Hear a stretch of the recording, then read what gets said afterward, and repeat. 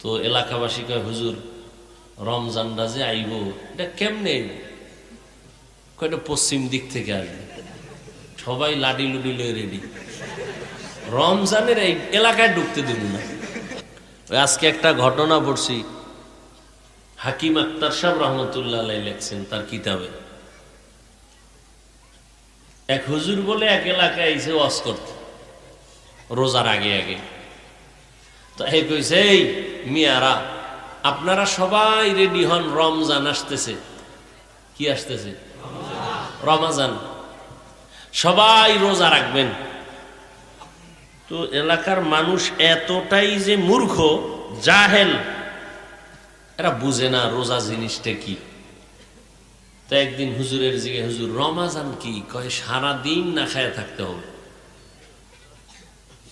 এরকম গজব একটা জিনিস আইব সামনে,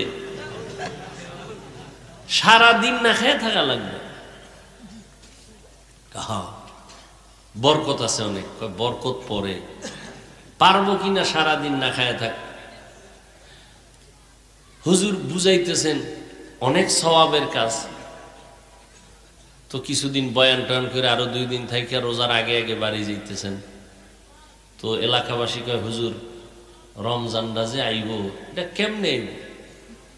কয়টা পশ্চিম দিক থেকে আসবে। কোন দিক থেকে? তার মানে কি চাঁদ উঠবে পশ্চিম দিক থেকে। কত কবে আইবে রমজানটা? কই যে শাবান চলে 29 বা 30 তারিখ। তাই কহ, ঠিক আছে।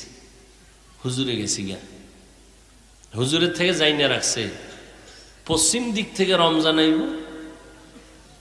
আর কি এই শাবানের 30 বা 29 সবাই লাডি লুডি লয়ে রেডি, রমজানের এই এলাকায় ঢুকতে দেব না। কঠিন এক যুদ্ধ হবে। তো 29-30 তারিখ সবাই লাঠি সোটা নিয়ে রেডি, পশ্চিম দিকে আগাইতেছে, অন্ধকার হয়ে আসতেছে। এর মধ্যে কিছু দূর যায়, দেখে এক বেচারা উটনির রাখাল, উটের কিছুগুলো উট নিয়ে আসতেছে। কই মনে হয় যে রমজান আইতেছে, আইও আইও। কাছাকাছি কয় ভাই তোমার নাম কি? কয় আমার নাম রমজান আলী। তোমার কথা কইছে, হুজুরে তোমার কথা বলছে। আর দেরি নেই, এলাকাবাসী বুঝেন গণভিডা, জীবন যাক না খাওয়ানি। তুমি আইলে আমরা না খাই থাকতে হবে সারা দিন, না এই গজব এলাকায় ঢুকতে যাওয়া যাবে। পিডে বেউস বানায় গেছে। হুজুরে রমজানের পরে আসছে এলাকায়, আবার মাঝে মাঝে আসে মানুষকে দাওয়াত দিতে। কি হালাত আপনাদের এলাকাবাসী যে রমজানের কথা বলছিলাম, কয় আলহামদুলিল্লাহ হুজুর আপনার দোয়ায়, আর এলাকায় ঢুকতে দেই নাই। কঠিন ভাবে সাইজ করছে। ওর যদি খোদায় কবুল করে, ওর হায়াতের আম এলাকায় ঢুকবে না এই রমজান। হাকিমুল উম্মাহ হাকিম আখতার রহমতুল্লাহ আলাইহি তিনি বলেন যে মানুষ বুঝার ভুলে ভালো জিনিসটাকে খারাপ দিকে নিয়ে যায়। রমজান কত বরকতের মিয়া, আল্লাহর শুকর আদায় করি। 6 বছর বয়স থেকে আলহামদুলিল্লাহ আমার আব্বা আম্মা খুব মজবুত। পৃথিবীতে বহু বাপ দেখছি সন্তান সাইজ করার জন্য, শাসন করার জন্য অদ্বিতীয় আমার এক বাপ। মানুষ বলে হুজুর ছেলেরে বুঝায় পারি না। এমনি তোমার বাপটা আমার বাবার মতো হইলে কোন সন্তান উল্টা পাল্টা করে? যে আল্লাহ আমাকেও সন্তান দিছে, আল্লাহর কসম করে বলছে।